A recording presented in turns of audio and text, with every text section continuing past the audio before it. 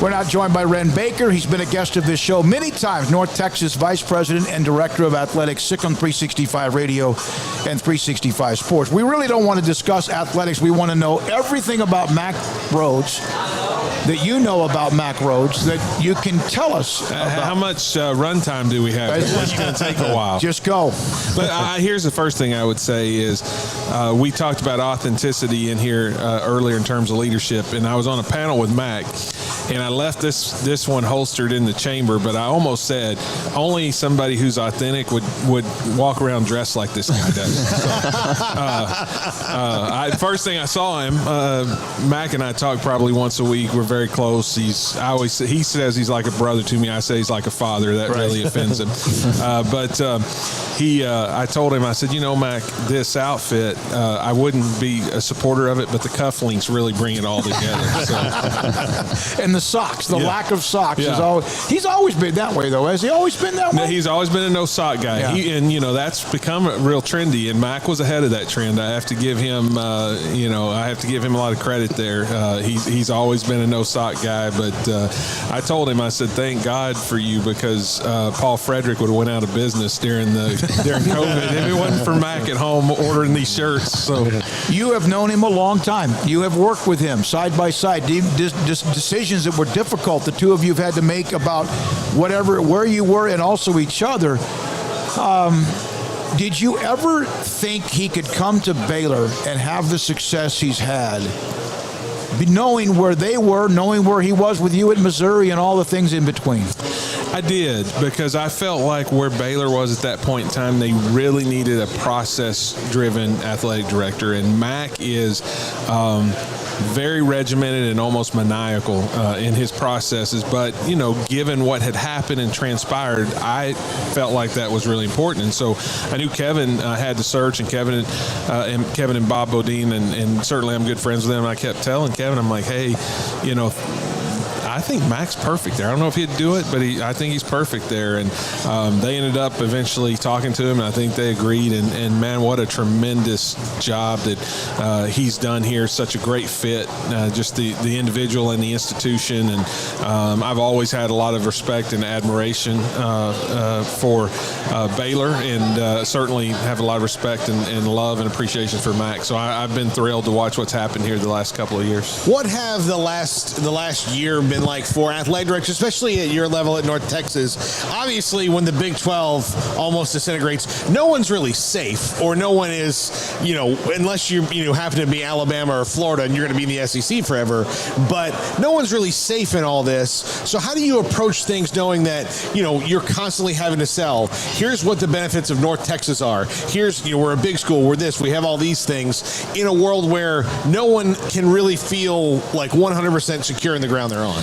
Yeah, we were prepared for it at North Texas just because, and this is probably a little bit of Mack rubbing off on me, but I grew up in very rural southeastern Oklahoma, so I'm kind of a country guy at heart, but I'm a very data-driven person. And so I started when I got here reaching out to different people who were a part of membership realignment the last time around in different conferences and asking, okay, what drove those decisions? And, some of them I even was able to get the actual spreadsheet and the metric and how they graded people. And so we had been working on that, and we even had collaterals built because we knew, I didn't know what OU and Texas was going to do, but I knew that conference realignment would come back around. We wanted to make sure that we were positioned for it. Now, here, coming off of the heels of COVID, which was a very disruptive and scary time. People were talking about cutting sports. We were so concerned at what was going to happen, especially if we didn't have a season. We had got to the end, and I told my wife, I said, hey, the last week before fall camp, nothing possibly can happen. So let's go to Florida. So we booked a place at Seaside.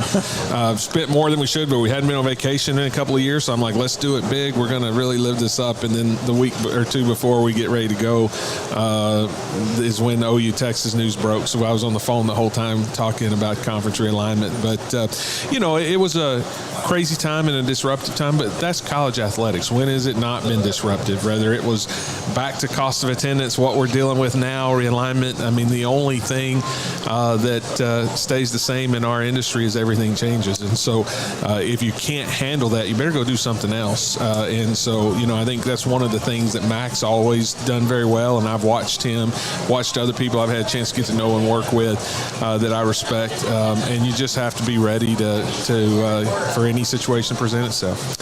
What is the biggest issue you think in college athletics that not enough people are talking about versus the typical topics that everybody's talking about? Yeah, I think it's unfortunate that we haven't done a good enough job of talking about our message, talking about what we do for young people. This narrative that's out there that somehow young people are being taken advantage of. You guys are around college athletics enough to know, that's just not true. Mm-hmm. And lots of young people are getting life-changing opportunities, and we could bring hundreds from every institution and talk about it. But I will say this, there's a lot of student athletes that during their collegiate careers, no matter how much we talk to them about being prepared for life after sports, are focused on sports. They think they're going to play pro. They think that's their ticket out. That's their future. And we know for many of them, because the statistics bears out, that doesn't end up happening. And so I believe where we ought to be focused as an industry, whether it's the NCAA or whoever ends up being in charge, is building life-changing career centers that when student athletes finish that, I've been at places where once they realize their dream is over, play pro, they're coming back trying to get their old apartment and their old summer job. So a place they can go get internships that are already set up for them, get a scholarship, get another degree or a certificate or whatever they need to get their life started, because then they're really ready for it. Now, we're providing all that at almost every institution now. Career. They're mad that we make them go a lot of times because they don't think that's not where their focus is. They don't have that maturity yet to realize that they need to be prepared. So I really feel like if we could focus our energy on creating that opportunity so that when they're done, that would be very, very helpful. I want to go back to the time when you and Mack were at Missouri, and everyone kind of knows this story, but when he had the opportunity, you recommended him. You said that many times to Kevin and Bob Bodine. Did you help him, almost give him a blessing? Mack, I got this, go? Because it was a tough time. So when Mack and I got to be really close, James Dickey, the basketball coach, is a dear friend and like a second father to me. He worked for Mack at Houston, introduced us, and we got to be close during my time at Memphis and his time at Houston. And so when he took the Missouri job, he called me and he told me, he said, "Listen, I know you've been an AD," because I was an AD in Division II and NAI. He said, "You'll be an AD again, but I need 3 years from you." And so I said, "Hey, this is a great opportunity. Love you. Got a lot to learn. I'm with you." So I'd been with him about a year, and actually Bob and Kevin were working with North Texas on their search. And Kevin called me. He goes, "Hey, I know what you and Mack have talked about, but we have the North Texas search, and we think you'd be perfect for that job." And I was like, "I think it would be perfect for it too." And so I went in and talked to Mack about it, and he goes, "I'm not going to play the friendship and loyalty card, but you know what we talked about with 3 years, and I really need you here." So he basically played the card. And so I called Kevin back and said, "Hey, if I'm going to be one of the top one or two, I'd go back and have this conversation with him again, but I'm not going to burn that equity to chase one if I'm not high on the list." And so fast forward, I think because of that, and ultimately Mack loves me and he was going to support me, but when the offer came from Baylor, he called me and he said, "Hey, they've offered me the job," and he told me the financial terms, and they were really good at the time. And I said, "Well," I said, "how long do they give you to give them an answer?" And he said, "Well, I'm in the conference room next door. They're waiting." they're waiting.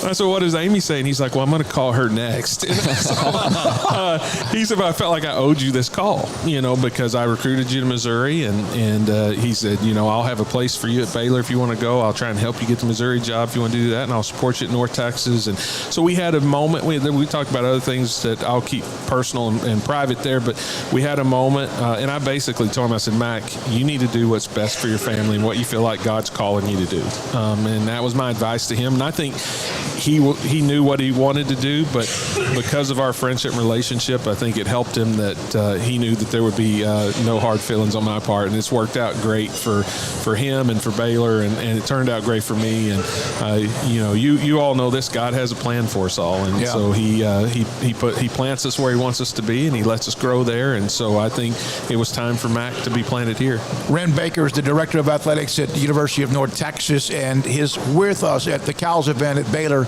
and McLean Stadium on SICM 365 Radio. Well, like I said, Missouri had to knock a couple people off their list, but so it worked out. But what was that the emotions like around it? That's a hurricane of things going on all at the same time. It's got to be hard to think clearly when you've got job offers, he's got job offers, you're at a place, a big school like Missouri, they've got controversy of their own going on at that time. It had to be like difficult to think straight. It was, but I think Mack and I were so good for each other during that time. There's a different sense of pressure when you're the AD versus, I felt pressure, but it was different than him. And I think I provided him a lot of comic relief during that time. You guys haven't been around me enough to know that there's not a situation that I won't make jokes about. So,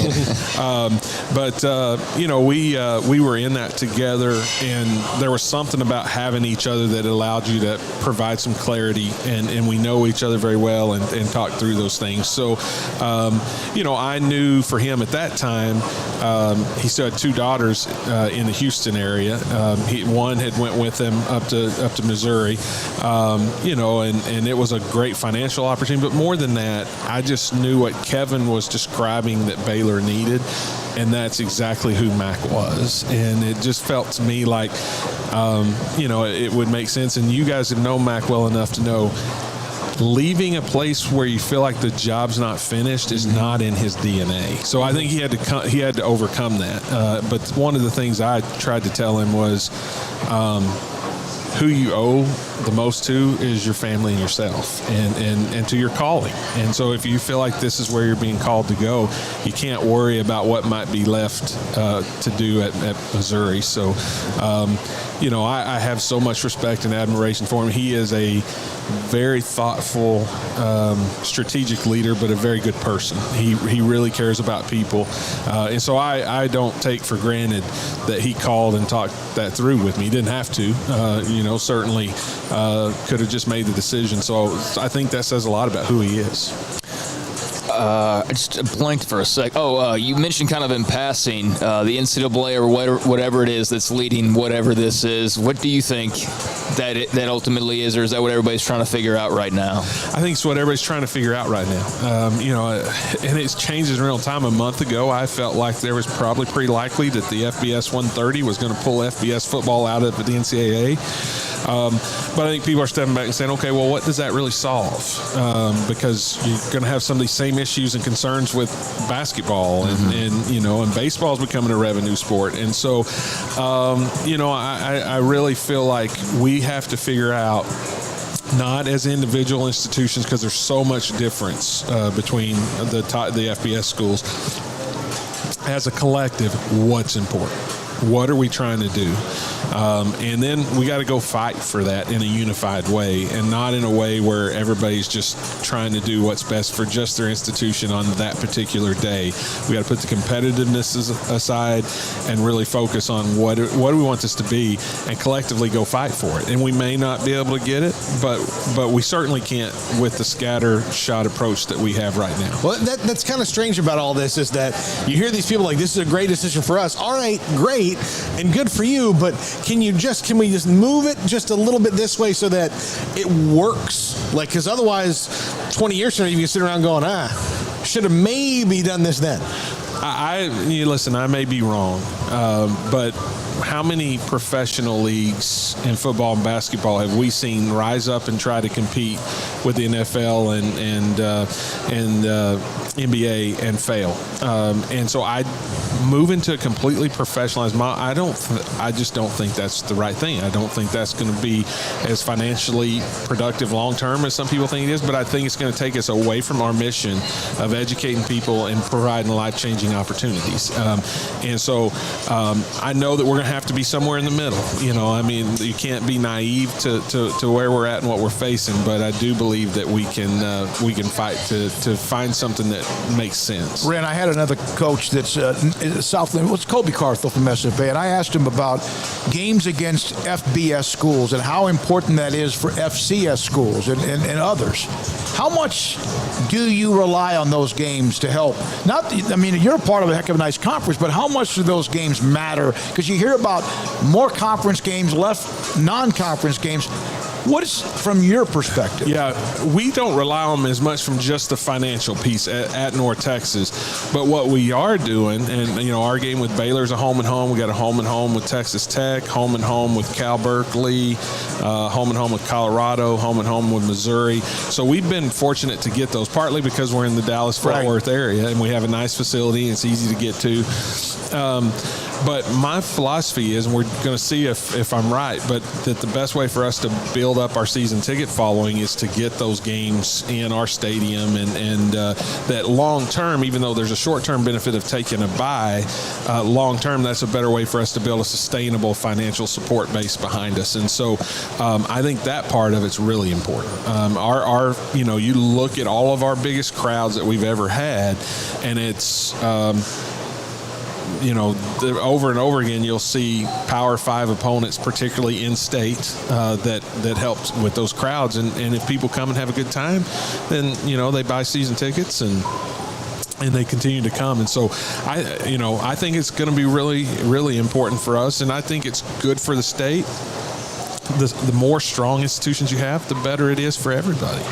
And if you cannibalize all that power into one or two institutions, that you're going to hurt so many communities and so much economic development across the state in a variety of ways, and it just it's going to be a declining return. Well, the Arkansas game alone for you guys was not just as far as that, but that put people saying, "Oh, look at North Texas." I mean, those kind of games put you guys on the map. We still tweet about it. And Hunter Yurchek, who worked for Mack, he's a friend of mine as well. He'll occasionally text me and say, "Really? Again?" I'm like, "Hey, man, we got to get all of our money out of that." Phil Bennett, Jim Gush, Randy Clements, we know them incredibly well. Phil Bennett is, he almost becomes a weekly guest for us, and was until you guys hired him. Obviously, you had the nice streak at the end of the year. How important was that to give a little juice to the program, because it wasn't good at that time? Phil's son Sam's with us now. Jason Smith is with us.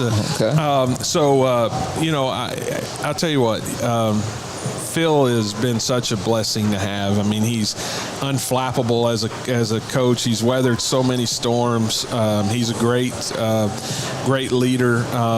And so we certainly got better throughout the year with him. When we were 1-6, most people across the country at that time last year were letting go of coaches, and certainly there were a lot of people at our place talking about it. But I was in the locker room after every game, and I didn't know where we would wind up at the end of the season, but they had not lost that team. And I coached a little bit, and I think that helps me as a leader, because you kind of know, looking in the kids' eyes, who's still bought in and listening to the coaches. And so then they turn around and won 5 in a row. Credit to the offensive guys who went from an air raid to the top 5 rushingest team in the country. And then Phil got those guys playing well. He had a really young back end of the defense and got them, coached them up. So we're excited about what this year could look like. I mean, I expect our defense will be better. They lost some really good players, but they've got a lot that's coming in, and our offense has a chance to be a lot better as well. So I feel, you guys know this, you sit down with him and you could talk for 3 or 4 hours and it seems like 30 minutes. No, he's got a story for everything. It's gold. Yeah. It is radio gold. Wren, thank you, man. Appreciate your time. Yeah. Good luck as everything changes every day. As you said, if you're not ready for change, then you probably need to be in a different business. But thanks for your time. Only those who are dead have done enough. That's a great way. Wren Baker, Director of Athletics at the University of North Texas, with us. Sick on 365 Radio, 365 Sports.